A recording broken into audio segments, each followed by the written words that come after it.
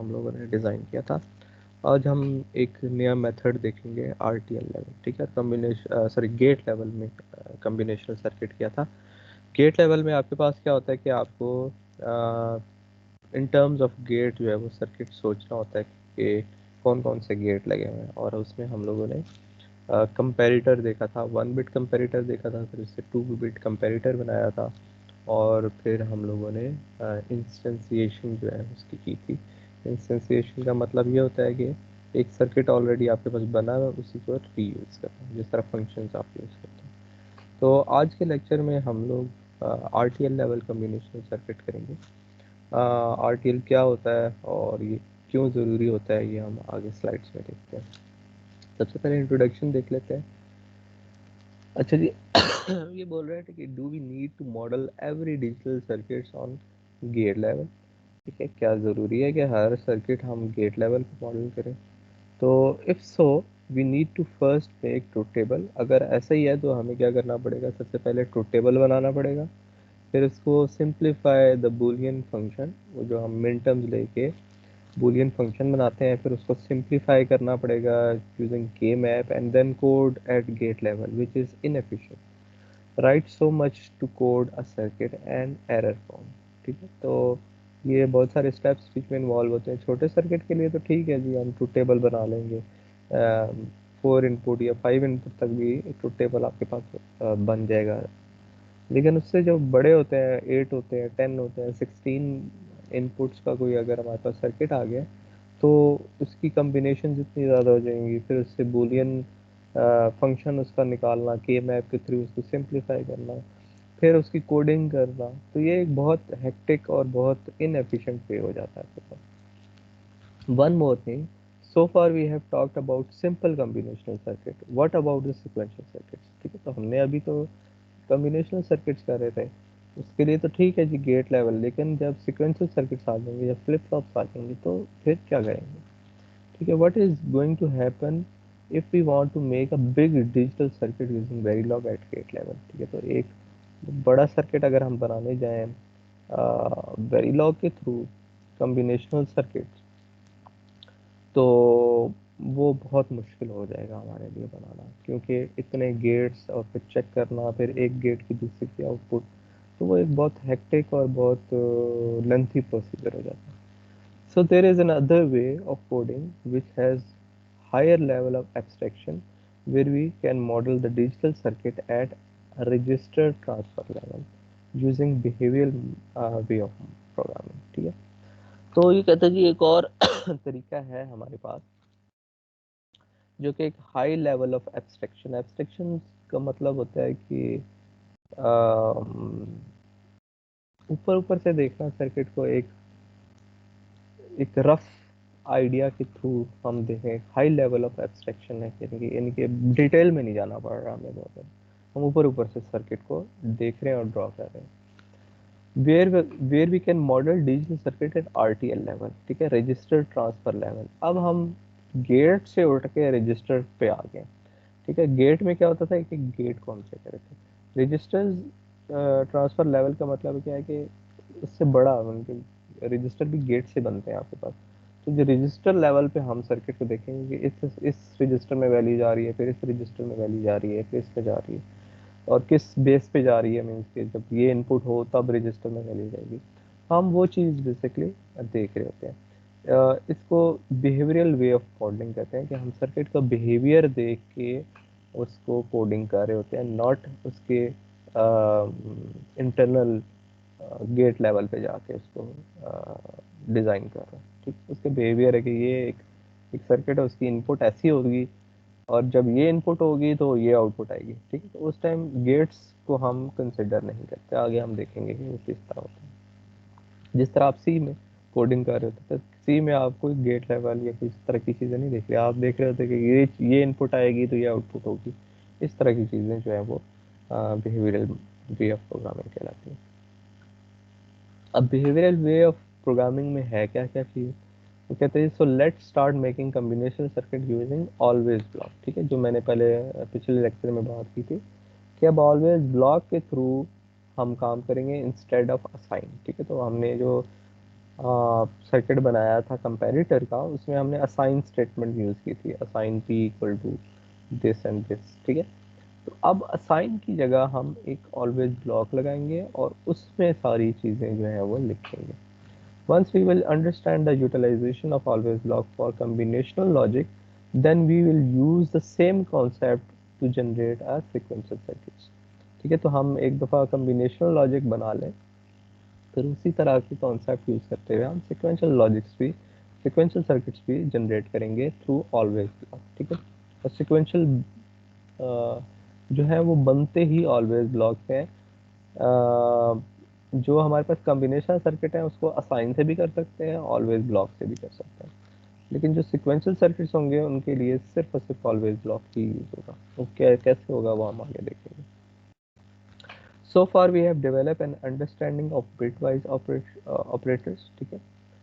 In last chapter let us see other operators supporting the Verilog and then we will see the always block। पहले हम operators देख लेते हैं कि कौन कौन से हैं, फिर हम ऑलवेज ब्लॉक को देखेंगे, ठीक है। तो ऑपरेटर्स हम लोगों ने ये नॉट का किया था, एंड का किया था, और का किया था, और एक्सॉर जो है ये हमने ऑपरेटर्स लास्ट टाइम किए थे।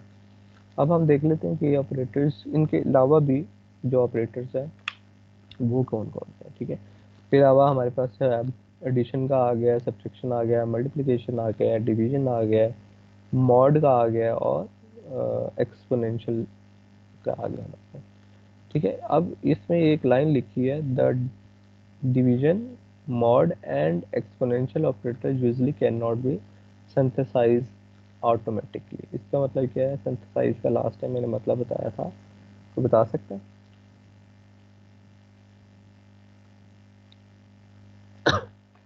synthesizable कोड कौन सा होता था?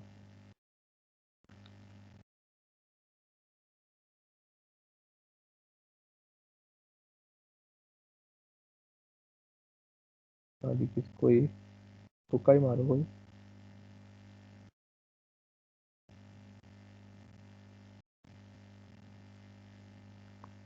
किस तरह मैं बता देता हूँ। synthesizable कोड वो होता है जिसका हार्डवेयर बन जाए, ठीक है। तो ये कह रहा है जी division mod and exponential operator usually can not be synthesised automatically. इसका मतलब है ये इनका हार्डवेयर नहीं बनेगा, तो इसको हम कोशिश करते हैं कि इन ऑपरेटर्स को यूज़ ना करें जब हार्डवेयर बना रहे हो, ठीक है। ज़्यादातर आपके जो ऑपरेशंस होते हैं प्लस माइनस या मल्टीप्लिकेशन में ही हो रहे हैं। डिवीजन मॉड और एक्सपोनेंशियल के ऑपरेटर्स, मतलब जो ऑपरेशंस होते हैं वो बहुत कम होते हैं। ये हम या सिमुलेशन पर्पज़ के लिए यूज़ कर रहे होते हैं, या हम टेस्टिंग के लिए खाली यूज़ करते हैं, हम हार्डवेयर उसका नहीं बनाते, ठीक है। तो ये चीज़ जो है आप लोगों ने ख्याल रखनी है। तो ये ऑपरेटर्स है हमारे पास। इसके बाद हमारे पास जो ऑपरेटर्स आ जाते हैं वो शिफ्ट ऑपरेटर्स आ जाते हैं, ठीक है। शिफ्ट ऑपरेटर्स में हमारे पास लॉजिकल राइट शिफ्ट है, लॉजिकल लेफ्ट शिफ्ट है, अर्थमेटिक राइट शिफ्ट है, और लॉजिकल लेफ्ट शिफ्ट है, ठीक है। तो ये ऑपरेटर और ये ऑपरेटर दोनों सेम काम करेंगे, ठीक है। अच्छा, अब इनमें और इसमें अर्थमेटिक और लॉजिक में फ़र्क क्या है वो हम देखते हैं।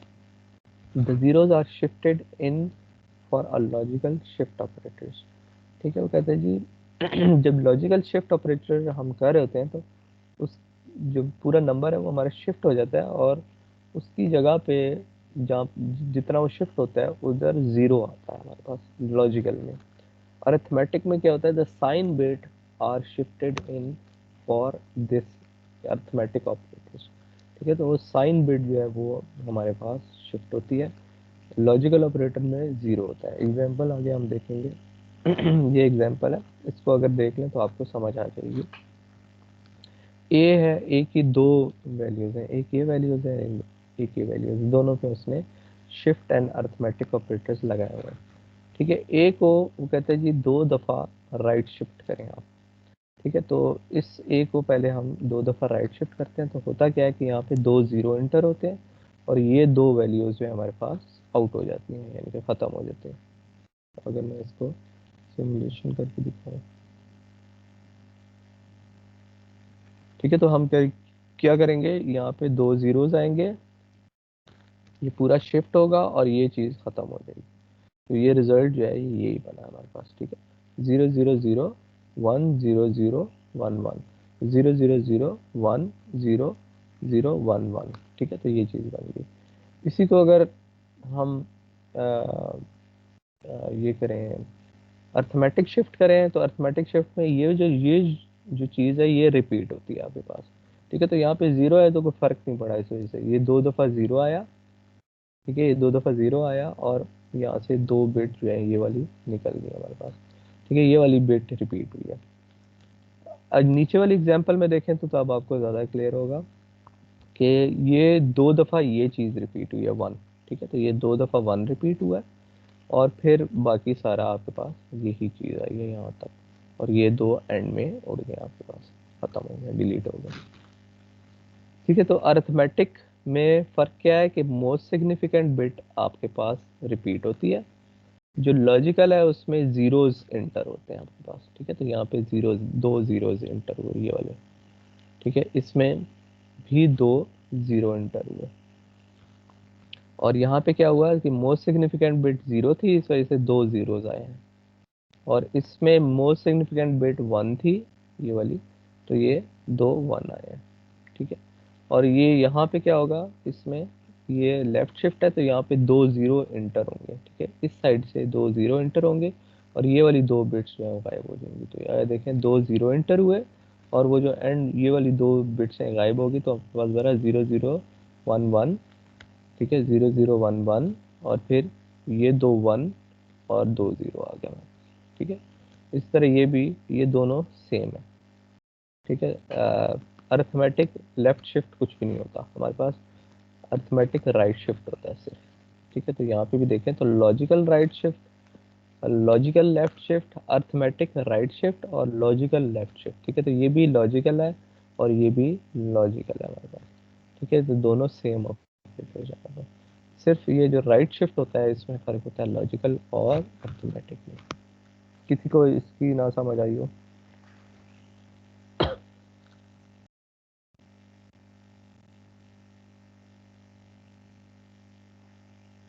सर ये जो अर्थमेटिक जो है ना, जी, पहले 2 तो समझ आ गए, नेक्स्ट वाले जो है ना उनमें थोड़ा कंफ्यूजन है।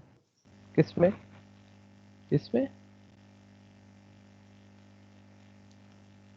राइट शिफ्ट का समझ आ गए, लेकिन ये जो थर्ड वाला आता है ना, राइट में राइट शिफ्ट ही हो रहा है जिसमें, यानी कि ये वाला, ये वाला।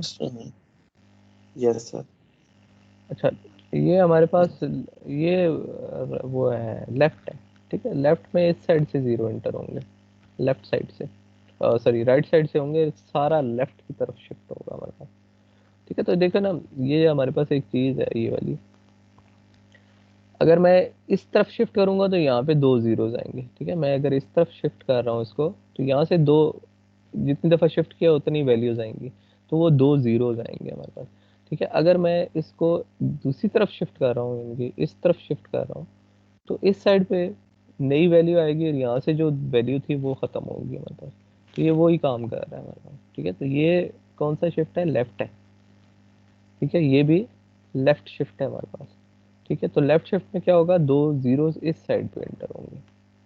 ठीक है, और ये भी सेम वही काम कर रहा है। ठीक है, और यहाँ से जो वैल्यू होगी हमारे पास, उसकी 2 ये वाली बिट जो है ख़त्म हो जाएंगी क्योंकि वो बाहर निकल गई हमारे पास। क्लियर है?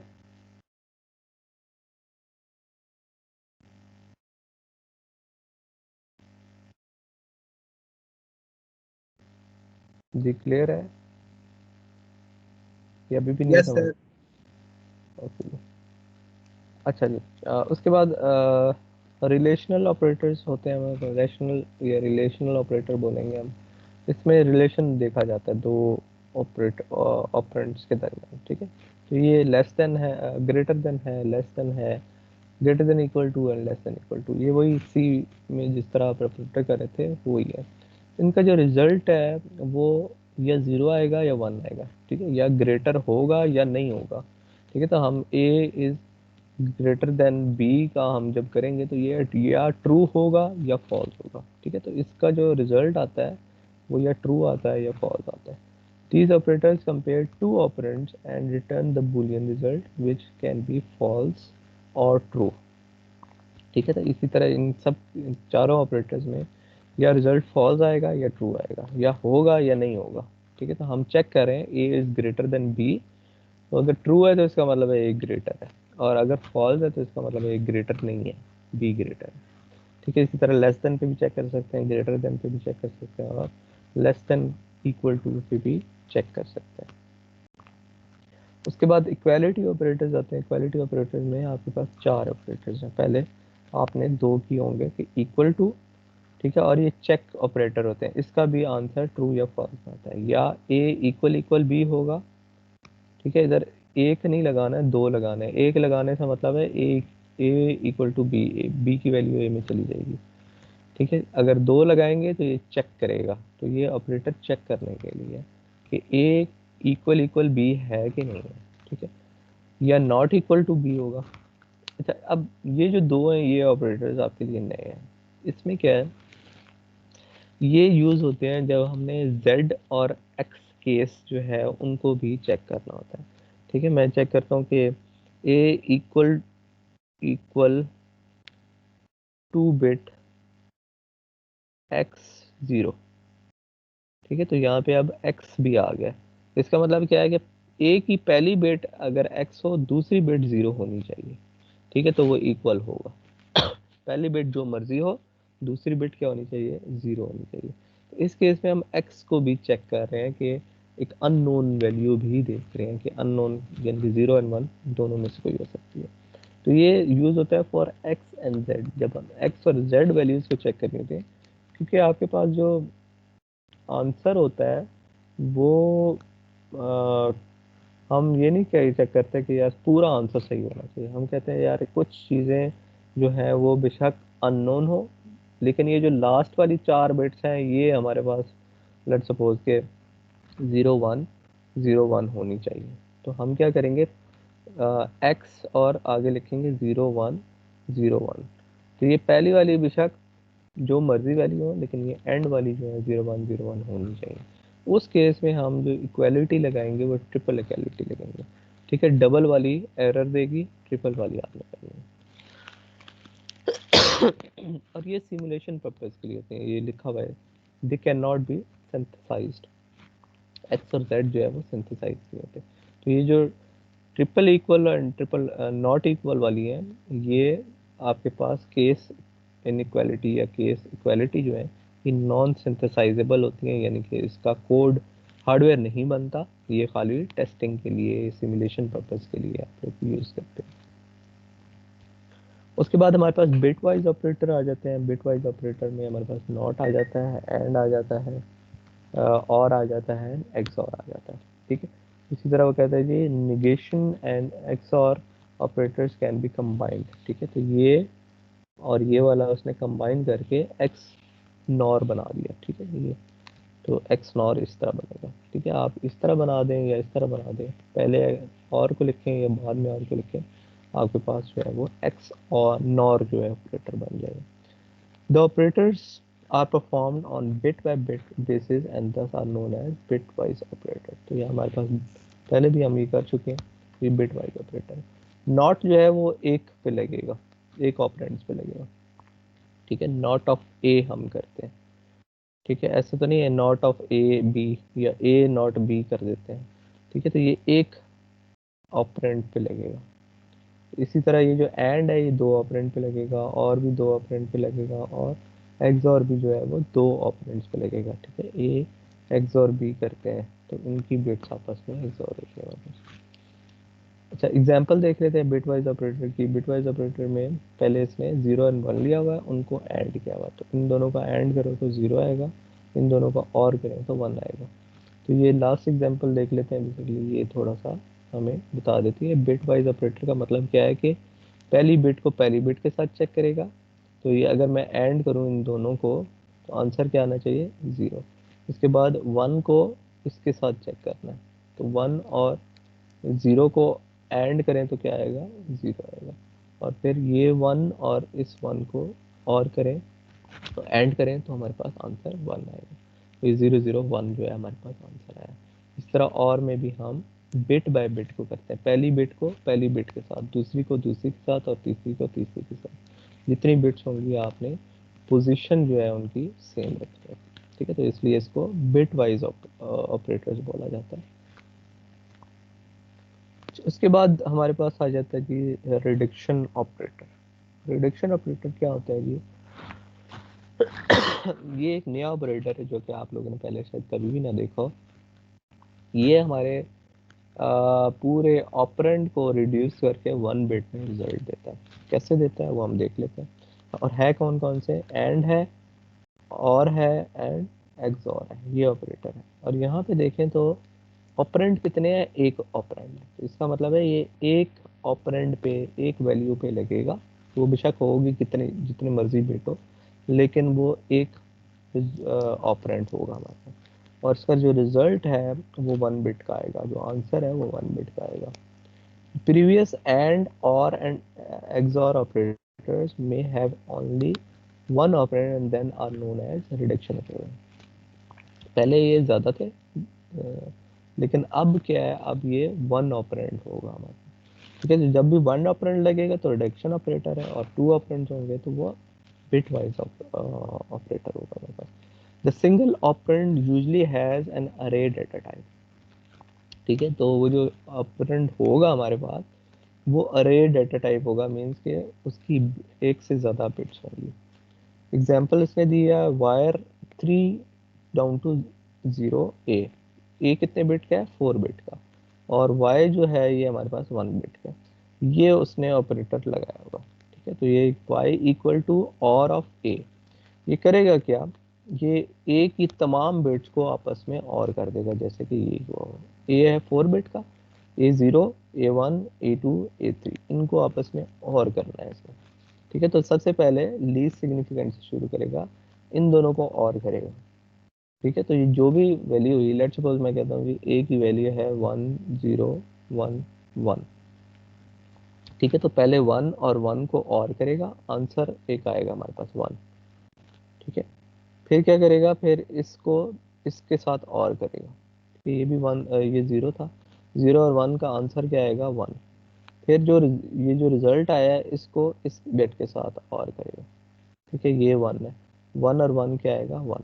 तो आंसर रिजल्ट में क्या आया? 1 हमारे पास, ठीक है। इसी तरह अगर ये एंड ऑपरेटर होते यहाँ पे तो हमारे पास आंसर 0 आ जाता है। क्यों? क्योंकि 1 और 1 क्या आता है? 1 आता, 1 और 0 आंसर क्या आता? 0, ठीक है। और फिर 1 और 0 फिर एंड होता आपस में, तो आंसर हमारे पास 0 आ जाना था। तो ये बेसिकली रिड्यूस करके 1 बिट में आंसर देता है। तो हमने कब अगर ये आसान होगा कि ए 4 बिट का है या इस तरह? हाँ, ये तो हमें पता होगा ना, ये जिस पे लगाना है 1 से ज़्यादा होना चाहिए ए। वो 3 बिट है, 5 बिट है, 10 बिट है, जितने बिट होगा हमने एक एक एक बिट को आपस में करके फिर रिजल्ट आता है बेसिकली इसका। लेकिन 1 से ओके ज़्यादा होना चाहिए, 2 बिट होना चाहिए मिनिमम, ठीक है। और आंसर जो रिजल्ट आएगा वो 1 बिट का होगा, यानी कि ये जो रिजल्ट होना चाहिए 1 बिट का होना चाहिए, ठीक है। ये वो बता रहा है कि इक्वल टू दिस है, ये नहीं करना कि ये भी कर दिया और ये भी कर दिया। ये ऑपरेटर जो है ये इसके जिस तरह ये आंसर आ रहा है इसी तरह आंसर देगा, ठीक है। तो रिडक्शन ऑपरेटर ये है सिर्फ, ये this is not reduction operator, ये तो एक और करके उसने लगाया हुआ है। एग्जाम्पल बताइए कि ये इसके इक्वल है, ठीक है। तो इसी तरह जब मैंने एंड लगाना है तो y इक्वल टू एंड ए लिखूंगा मैं, ठीक है। तो ये लिखा तो ये रिडक्शन ऑपरेटर कर दिया, इसका रिजल्ट 1 बिट में आएगा। ये 0 ही आएगा ना सर? ये 0 आएगा अगर मैंने ये वाली वैल्यू रखी है, अगर यस। सारे 1 है तो ये आंसर 1 आएगा। बेसिकली चेक करने के लिए होता है कि हम ये ऑपरेटर इसलिए भी लगा सकते हैं कि मेरे पास कोई 0 तो नहीं आ रहा बिट में। तो वो अगर मैंने चेक करा, अगर 20 बिट का एक आपके पास वैल्यू आ रही है 20 बिट की, और मैंने चेक करना है इस 20 बिट में कहीं 0 तो नहीं आ रहा, तो मैं ये रिडक्शन ऑपरेटर लगाऊंगा। अगर आंसर 0 आया तो इसका मतलब है 0 आ रहा है, तो बीच में 0 है। और अगर आंसर 1 आया तो इसका मतलब है ऑल वैल्यूज 1 है हमारे पास, ठीक है। इस तरह चेक कर सकते हैं। ओके। उसके बाद लॉजिकल ऑपरेटर्स आ गए। लॉजिकल ऑपरेटर्स में आपके पास लॉजिकली उसकी वैल्यू चेक करते हैं, ठीक है। नॉट, एंड और है, ठीक है। तो ये इन दोनों को लॉजिकली चेक करेगा कि काउंट की वैल्यू, ये लेट्स सपोज ये ऑपरेटर अगर लगा हुआ है तो इसका मतलब है कि काउंट की value greater than 10 and state equal equal of, ठीक है। ये अभी वैसे ही समझ लें ये है क्या चीज़, लेकिन ये समझ लें कि ये भी कोई आंसर देगा काउंट ग्रेटर देन 10, 1 या 0 आंसर देगा, लेट्स सपोज 1 दिया, और स्टेट इक्वल इक्वल ऑफ ये भी 0 या 1 आंसर आएगा, ये स्टेट इसके इक्वल है या नहीं है, ठीक है। ये लेट्स सपोज ये भी 1 आया। फिर इन दोनों को चेक करेगा कि ये दोनों ट्रू होने चाहिए, एंड होने चाहिए, ठीक है। दोनों एंड होंगे तो आंसर क्या आएगा, 1 आएगा यहाँ पे, ठीक है। और फिर उसको और करेगा दिस इक्वल, कि स्टेट आइडल की इक्वल भी होनी चाहिए, ठीक है। तो या स्टेट आइडल हो या स्टेट ऑफ हो, ये दोनों में से यानी कि ये 0 भी हो जाए तब भी आंसर 1 आएगा, मतलब ठीक है। इसमें और जो पीछे हमने ये ऑपरेटर किए थे, इसमें फ़र्क क्या है, ये बेसिकली बिट वाइज ऑपरेटर है, ठीक है। ये आंसर आपको जो है वो इस तरह 3 बिट का है तो 3 बिट में आंसर देंगे। ये जो है ये लॉजिकल ऑपरेटर है, ये 1 बिट का आंसर देंगे, ये ट्रू होगा या फॉल्स होगा, ठीक है। तो इन दोनों के अगर मैंने एंड लगाया है तो ये ट्रू होगा या फॉल्स होगा, इसके अलावा और कोई वैल्यू नहीं हो सकती।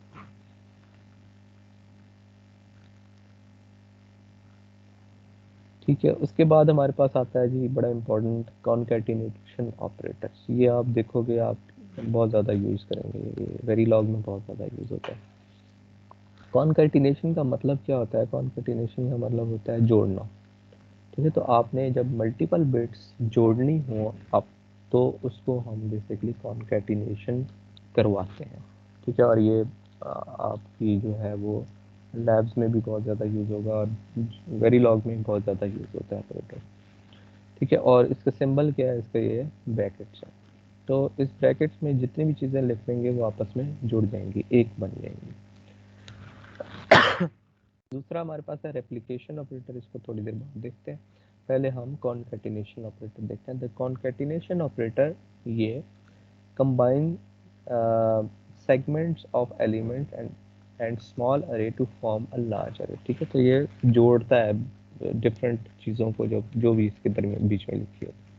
The following example illustrate it's uses, ठीक है। वो कहते हैं जी एक ए है मेरे पास, एक A4 है, एक B8 है और C8 है और D8 है। जिसके साथ 1 लिखा है वो 1 बिट का है, जिसके साथ 4 लिखा है वो बेसिकली 4 बिट का है, जिसके साथ 8 लिखा हुआ है तो उसका क्या है वो 8 बिट का है। तो इसको मैं वैल्यू दे देता हूँ, मैं कहता हूँ जी A की वैल्यू जो है वो 1 है, A4 की वैल्यू है 0 0 1 1, ठीक है। ये वैल्यूज हैं। अब हमने इसमें ये देखें ये ऑपरेटर लगाया हुआ, ठीक है। तो ये क्या कर रहा है, A4 और A4 को जोड़ रहा है। तो B8 की वैल्यू क्या होगी, ठीक है। B8 की वैल्यू क्या होगी, 2 दफ़ा A4 लिखा होगा, ठीक है। A4 की वैल्यू क्या है 0 0 1 1 1 और 0 0 1 1। तो हमारे पास B8 में क्या वैल्यू स्टोर होगी, 0 0 1 1 0 0 1 1, ठीक है। तो ये बेसिकली इसका काम क्या है, इसका कॉन्कैटिनेट करना है, इन दोनों को जोड़ देगा आपस में, एक ही वैल्यू बन जाएगी हमारे पास ये। इसी तरह ये जो C8 है इसमें क्या जाएगा, कोई बता सकता है मुझे।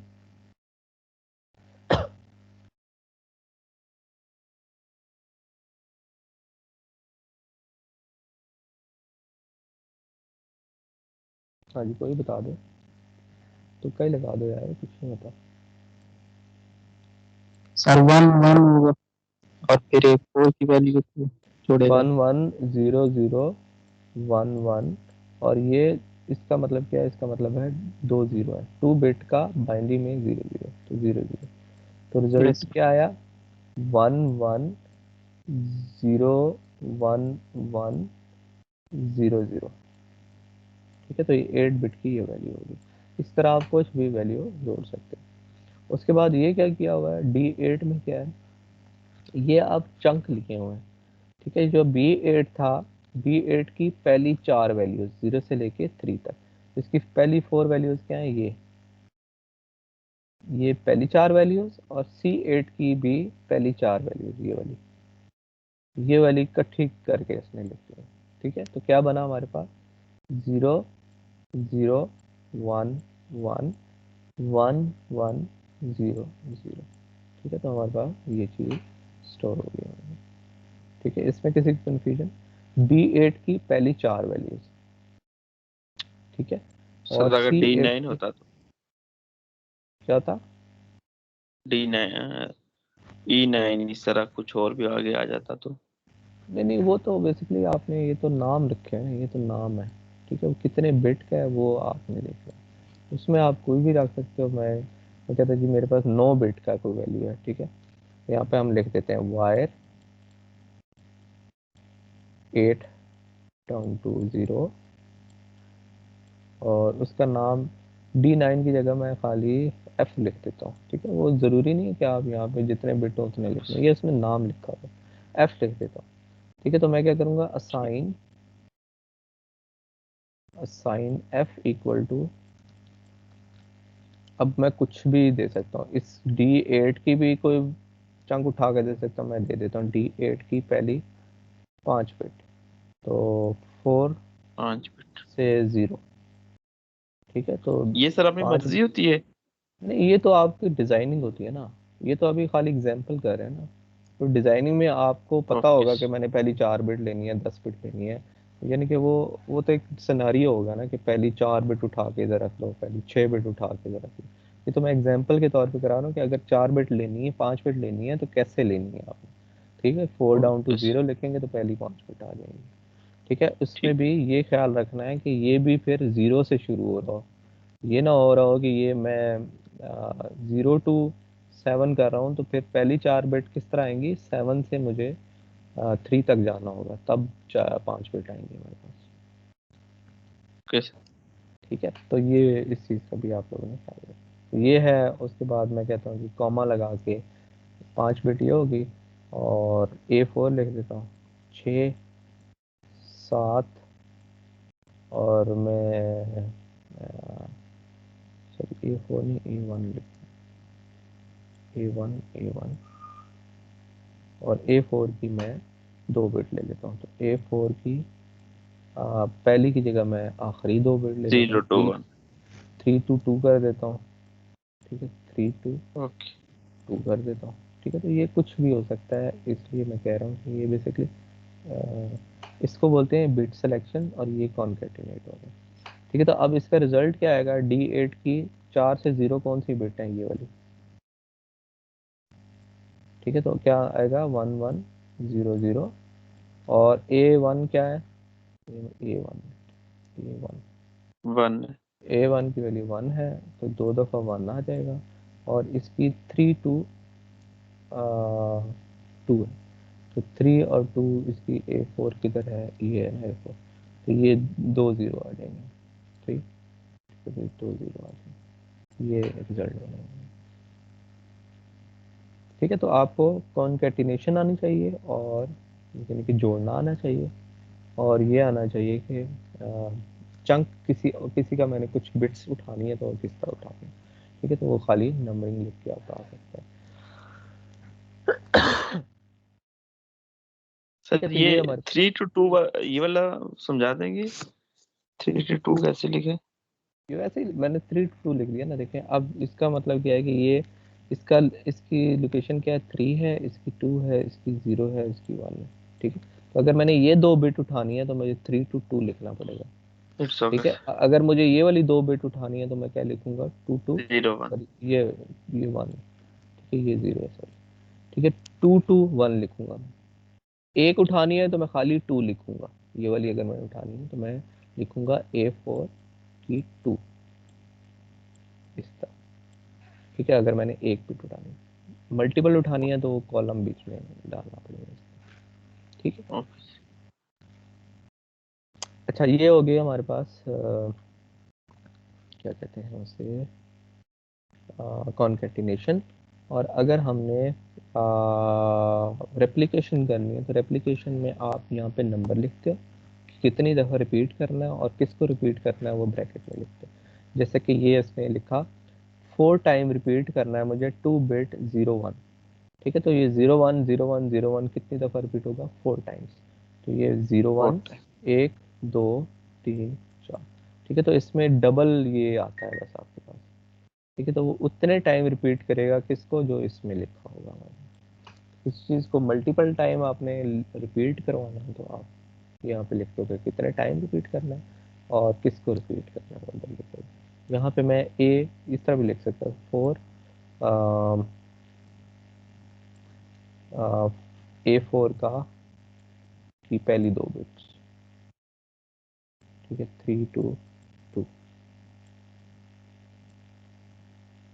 ठीक है। तो इसमें क्या करेगा, ये 0 0 0 0 0 0 ये रिपीट करेंगे, ठीक है। या मैं इसको 2 2 1 भी कर सकता हूँ, ठीक है। तो ये 4 दफ़ा रिपीट होंगे, क्या होगा 0 1 0 1 0 1 4 दफ़ा रिपीट हो जाएंगे,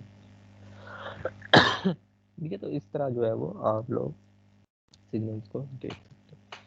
उसके बाद आते हैं कंडीशनल ऑपरेटर। ये वो ऑपरेटर है जो कि आप लोग C++ में भी पहले यूज़ कर चुके होते हो। ये क्वेश्चन मार्क है, इससे यूज़ होता है मतलब। तो इसका एक और नाम भी होता है, मुझे जहन में नहीं आ रहा। खैर फिलहाल हम कंडीशनल ऑपरेटर्स को बोलते हैं। कंडीशनल ऑपरेटर में क्या होता है, ये बेसिकली किसी चीज़ को चेक करता है और ट्रू एंड फॉल्स होने पे किस कंडीशन को चेक करेगा, ट्रू एंड फॉल्स होने पे डिफरेंट आंसर देगा। या ट्रू होगा तो कोई और आंसर देगा और फॉल्स होगा तो कोई और आंसर देगा। सेम जिस तरह इफ एल्स होता है हमारे पास, लेकिन ये वन लाइन का ऑपरेटर होता है हमारे पास। तो ये जिसको वैल्यू असाइन करनी है वो इधर लिखेंगे, जो चीज़ चेक करनी है बूलियन एक्सप्रेशन वो इधर लिखेंगे और क्वेश्चन मार्क डाल देंगे। ये एक्सप्रेशन ट्रू होगी तो ये वाली चीज़ इस सिग्नल को असाइन हो जाएगी, ठीक है। और अगर ये वाली चीज़ फॉल्स होगी तो ये वाली चीज़ जो है असाइन हो जाएगी सिग्नल को, ठीक है।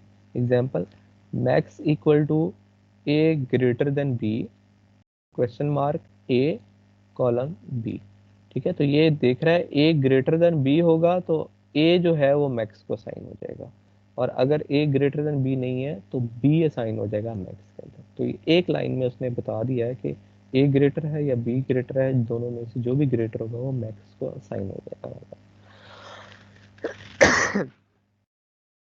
अच्छा, ये बनता क्या है, ये बेसिकली हमारे पास एक मक्स है 2x1 का, ठीक है। अगर 2x1 का मक्स को देखें तो इसमें एक सिलेक्शन लाइन होती है और दो हमारे पास इनपुट्स आ रही होती हैं और एक आउटपुट होती है, ठीक है। इसको अगर मैं ए देता हूँ और इसको बी देता हूँ तो इसकी वैल्यू पे डिपेंड करेगा कि इसकी वैल्यू अगर 0 होगी तो ए बाहर चला जाएगा और इसकी वैल्यू अगर 1 होगी तो बी आगे चला जाएगा।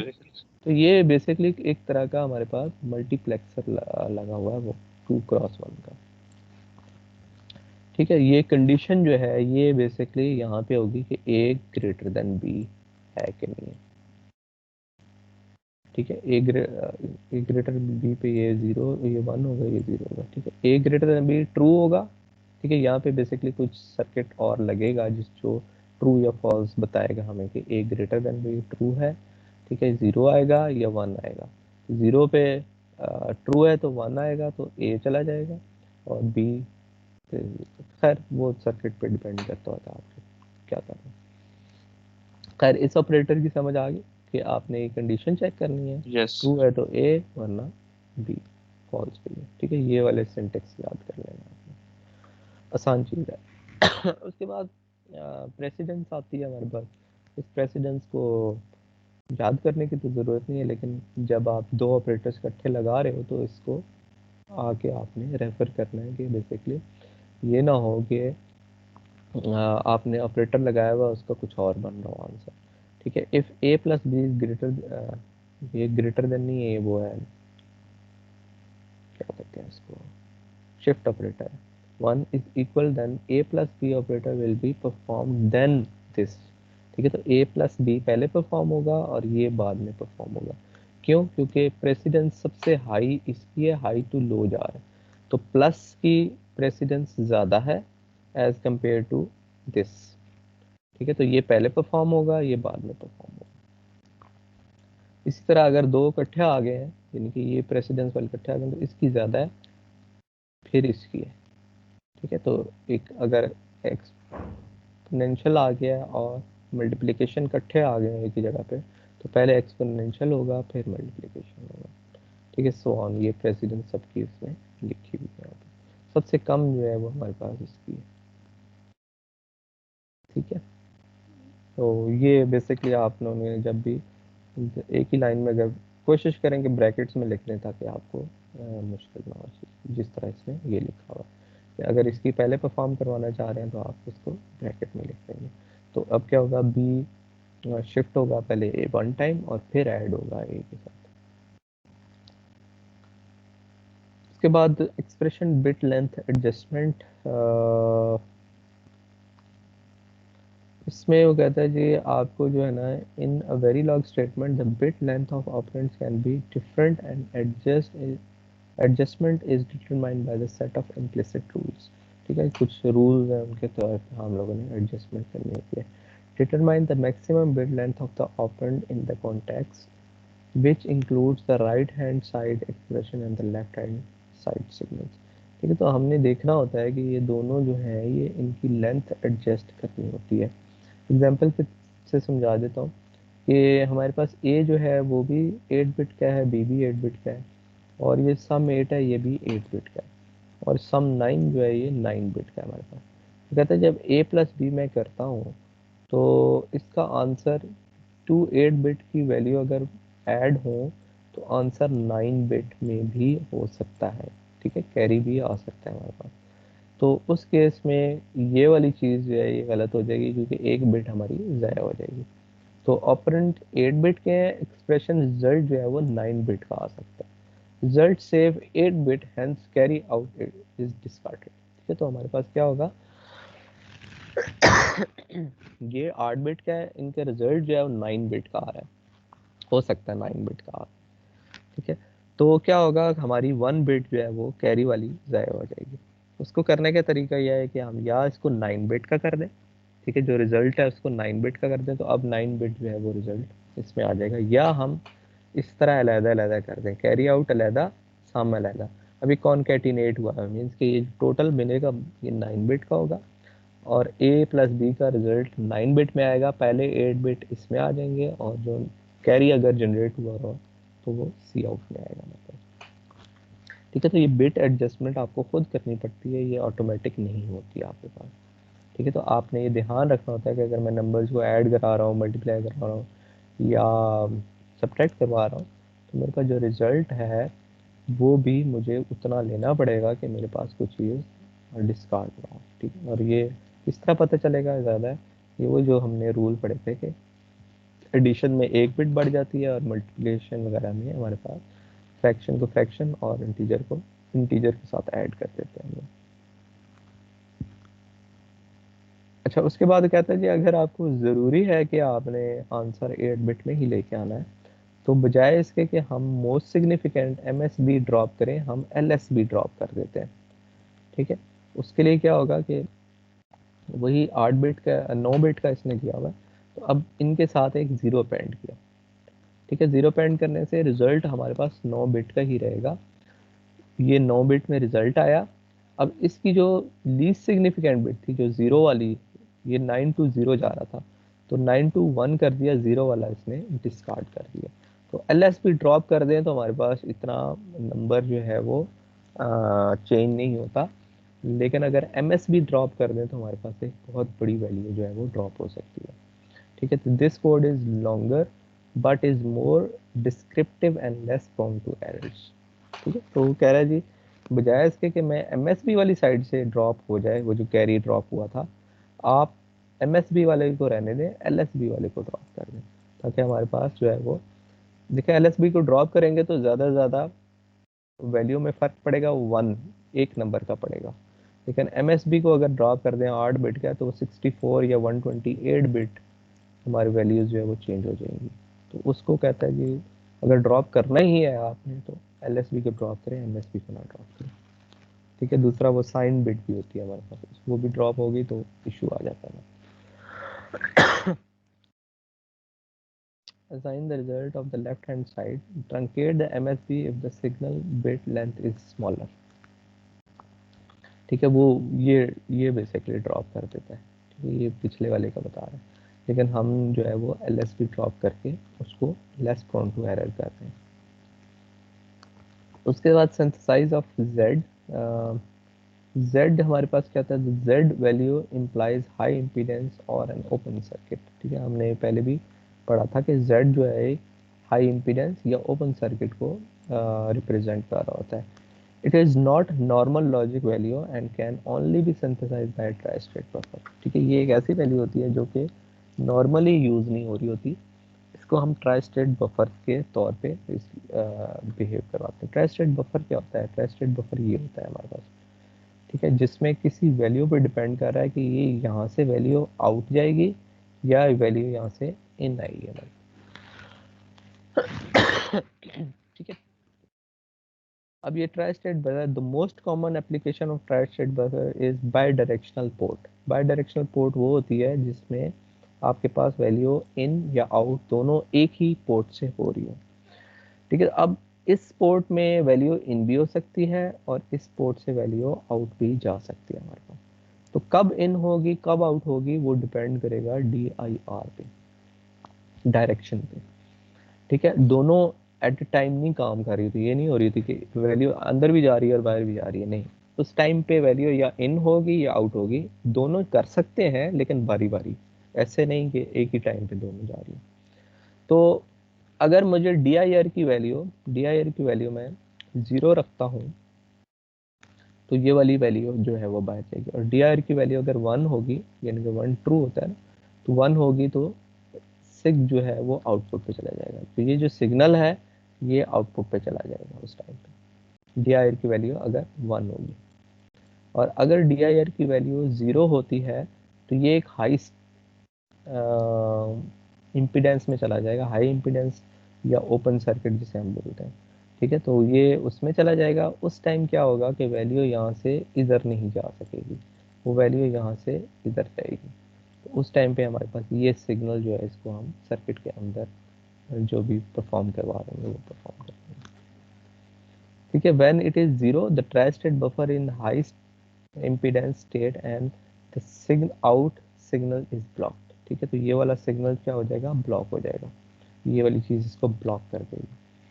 Note that the mode of BI port must be declare in input output in out for by direction. तो ये जो इसका ये चीज़ होगी ये इन आउट डायरेक्शन दोनों में हो रही होगी। ठीक है, ये इनपुट आउटपुट दोनों ले रहा है मतलब। ठीक है, तो ये Z सिंथेसाइज ऑफ Z जो है वो बेसिकली इस तरह होता है। इस तरह X है, X को हम लोग जो है वो डोंट केयर, जहाँ पे हमारे पास वैल्यू आ जाएंगी वहाँ पे हम X, यानी कि तमाम वैल्यूज आ रही हैं, उसके अलावा कुछ अगर लाना है तो हम X कर देते हैं। During synthesize the don't care will be assign a value. ठीक है, सिंथेसाइज करते हुए डोंट केयर को कोई ना कोई वैल्यू ज़रूर मिल जाती है। ठीक है, ये सिमुलेशन के लिए होती है, खाली X हम लिखते हैं, लेकिन वो दोनों में से कोई एक वैल्यू या 0 या 1, क्योंकि हार्डवेयर में X कुछ भी नहीं है। ठीक है, X इज़ अननोन। जब उसका हार्डवेयर बनाने जाएंगे तो उसका X या Z दे वो खुद ही दे देता है उसको। ठीक, वो क्या दे देता है वो अब उस टाइम पे डिपेंड कर रहा होता है, रैंडमली कुछ दे देता है। During synthesize the don't care can be will be assigned a value 0 और 1 that can help the optimization process. ठीक है, तो ये अगर हमने y इक्वल टू ये सारी चीज़ें लिखी हुई हैं और एंड पे कर दिया 1 बिट x, ठीक है, 0 0 हो तो 1, 0 1 हो तो 1 और 1 0 हो तो 1, और उसके अलावा अगर कुछ आ जाए तो x। ठीक है, तो x बेसिकली कुछ नहीं होता हार्डवेयर में, तो उसको कोई ना कोई वैल्यू असाइन कर देगा, या 1 करेगा या उसको 0 असाइन कर देगा। ठीक है, अगर ये x होगा तो मिसमैच कहलाएगा। मिसमैच मीन्स के 0 और 1 दोनों में से कोई एक वैल्यू आ रही है, वो कौन सी है पता नहीं है, तो ऑप्टिमाइजेशन के लिए वो इसको कोई ना कोई वैल्यू असाइन कर देते हैं। ये Z और X की सिंथेसाइज थी, यानी कि हार्डवेयर बनाना है तो इस तरह बनेगा। खैर ये दोनों चीज़ें हम बहुत कम रेयरली यूज़ होती है हमारे पास हार्डवेयर में। तो उसके बाद हमारे पास ये इम्पोर्टेंट टॉपिक है always block for combinational circuits. तो हम 10 मिनट की ब्रेक कर लेते हैं, उसके बाद हम लोग इस ऑलवेज ब्लॉक को देखते हैं कि ये क्या चीज़ है। ठीक है जी। Yes sir. अटेंडेंस मैं इस हाथ की ले लूँ आपकी attendance।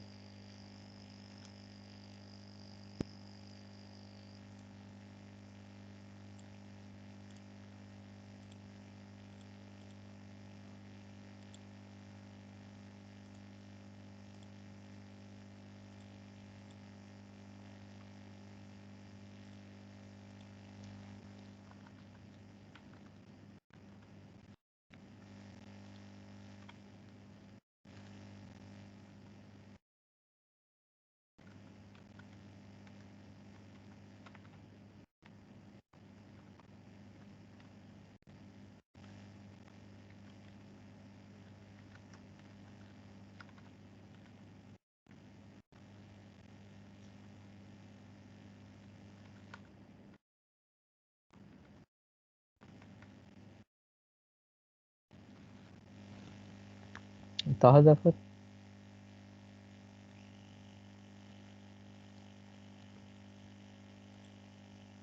Abdul Wahab, Asad. Excuse me sir. जी यस सर। सर जी जी बोले।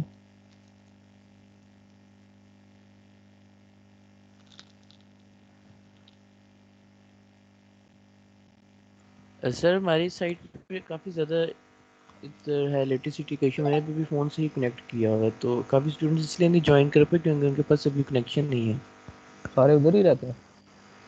सर हमारे इधर इस्लामाबाद पिंडी में काफ़ी मसला था, कल भी इसी तरह टाइम पर बिजली नहीं आई थी, 1 बजे तक नहीं आई थी। अच्छा, फिर क्या चाह रहे हो, अटेंडेंस सबकी लगा दूंगा? यस सर, सबकी लगा दें क्योंकि इधर जी पे सर, यस वैसे सर। भी सर ये बैकअप सर क्लास मेरे है तो सबकी तो वैसे भी है। अच्छा चलो मैं लगा। हम कह सकते हैं जी। क्योंकि सर सर कुछ स्टूडेंट्स पे मैं सिंपल मैसेज आए हैं, वो बता रहे थे कि उनके पास बिजली नहीं है तो इंटरनेट अवेलेबल नहीं है, तो उनके पास डाटा भी नहीं है। ठीक है चलो मैं लगा दूँ। ठीक है जी, फिर